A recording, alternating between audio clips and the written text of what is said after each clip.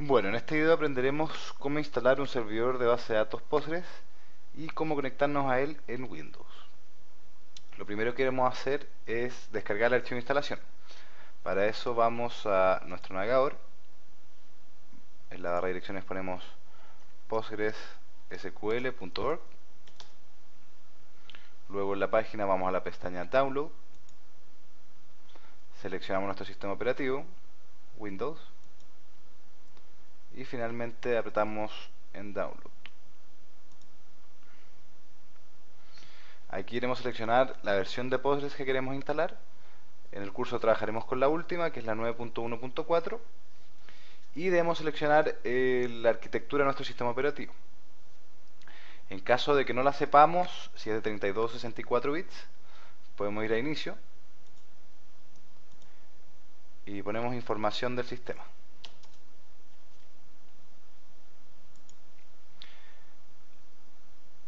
En el ítem tipo de sistema, en caso de ser de 32 bits, saldrá por 86. En este caso es de 64. Hacemos clic para descargar. Seleccionamos la ubicación donde lo queremos guardar.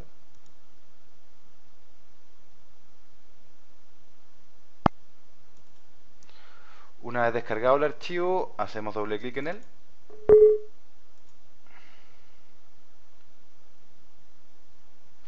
En realidad hacer la instalación es bien simple, es un next, next, next. Dejamos todas las configuraciones por default. Aquí iremos a seleccionar la contraseña que llevará el usuario o el superusuario de la base de datos, el que puede crear base de datos, el que puede crear usuario, el que puede asignar usuario a base de datos, etc. No es bueno perder esta contraseña.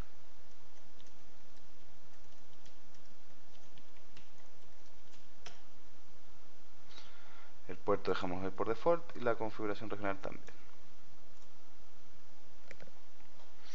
La instalación llevará más o menos como 3 minutos.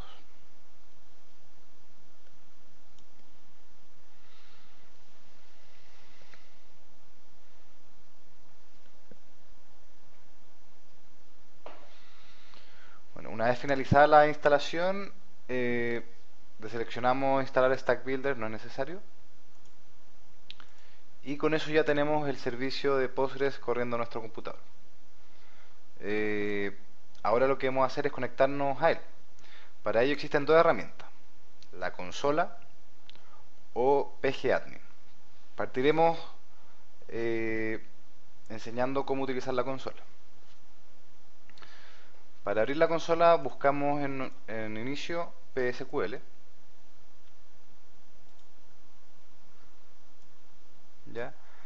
En particular, estas herramientas de conexión nos permiten conectarnos ya sea a un servidor que está en nuestro computador o a cualquier otro computador que está conectado en internet. Ya por default están las cosas dadas para conectarse a nuestro computador. Por lo tanto, solamente tenemos que hacer enter y no poner ningún servidor especial. La contraseña, eso sí debemos seleccionarla, que es la que pusimos cuando estábamos instalando. Lo primero que vamos a hacer antes de ejecutar cualquier comando es arreglar esta advertencia que nos aparece acá. Para eso vamos a inicio, buscamos bloc de notas, ponemos botón derecho sobre el bloc de notas y poner correr como administrador.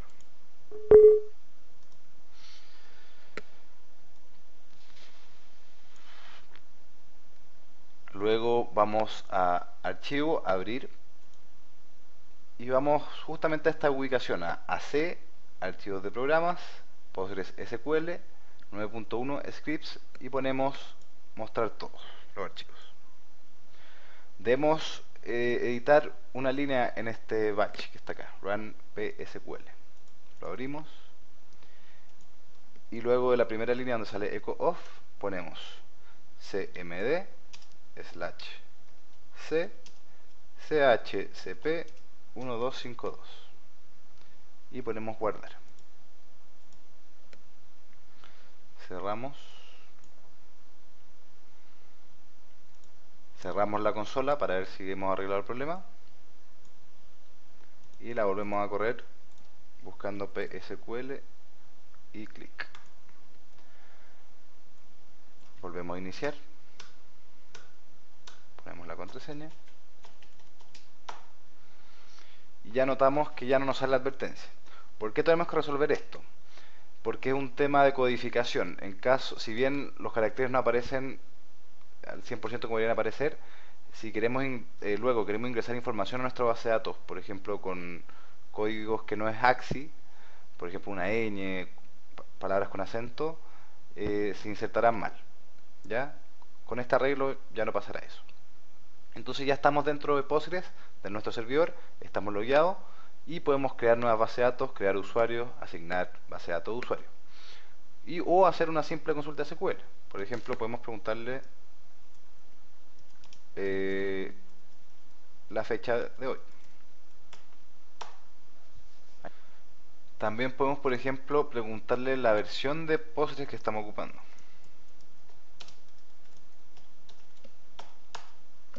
La 9.1.4. Veamos algo más, cosas más útiles. Por ejemplo, si queremos ver todas las bases de datos que se encuentran en nuestro servidor, podemos poner \l. ¿Ya?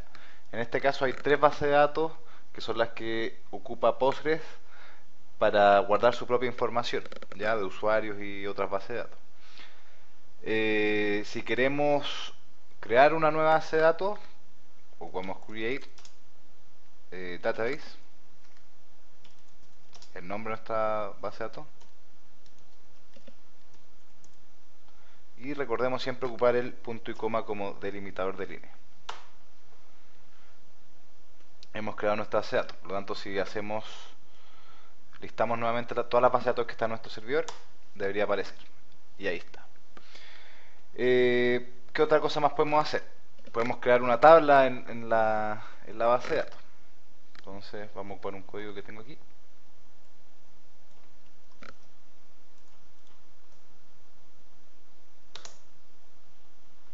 Ahí creamos una tabla.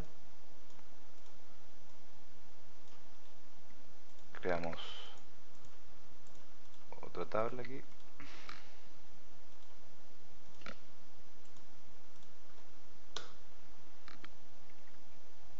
Y por último añadimos una clave foránea de una tabla a otra tabla. ¿Ya? Entonces ya tenemos nuestra primera base de datos ya con un poco de tabla. ¿Cómo podemos ver esas tablas? Con \d. ¿Ya? Entonces creé la tabla order lines y orders. Si queremos ver la descripción de estas tablas, hacemos \d y el nombre de la tabla, en este caso es primero orders. Ya nos dice que tiene una columna que es de tipo integer y es not null, y la primary key es order i, y la otra sería order lines. Ya nos muestra qué tipo de dato tiene, cómo se llama cada columna y si puede ser o no null. Con eso ya tenemos gran parte de la funcionalidad que podemos hacer. En realidad es crear, insertar, hacer update y borrar. Si queremos borrar esta base de datos, o perdón, borremos primero una tabla, ponemos drop table orders, por ejemplo. Ahora aquí no nos debería dejar. ¿Por qué? Porque creamos en order lines, creamos una referencia, una clave foránea hacia orders. Por lo tanto, para ejecutar o para obligar al sistema a que la borre, debemos ocupar cascade. Por lo tanto ponemos drop table orders cascade. Ahí borró la tabla. Entonces podemos buscar, si nos fijamos, perdón, command D, buscamos que solamente queda la tabla order lines. Ahora si vamos a order lines, a la descripción, notamos que antes había una referencia hacia la otra tabla. Ahora esa referencia ya no existe. Por último, si queremos borrar la base de datos, ponemos drop database my database.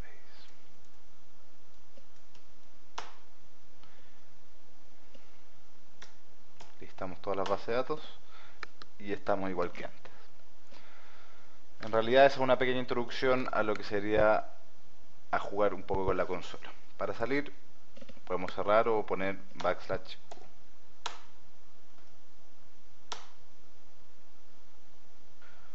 Bueno, y la otra herramienta que podemos utilizar para poder conectarnos a la base de datos, a una base de datos Postgres, es pgadmin.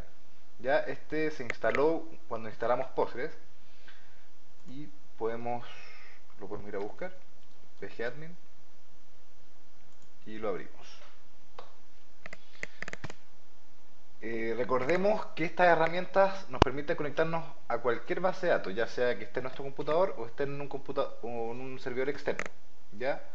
Primero aprendamos cómo podemos crear una nueva conexión a otro servidor. Ponemos el enchufe y le damos un nombre a nuestra conexión. Nos conectaremos a icc.bandes, por lo tanto le pondré ICC. ¿Ya? El host está en la dirección IP o la URL.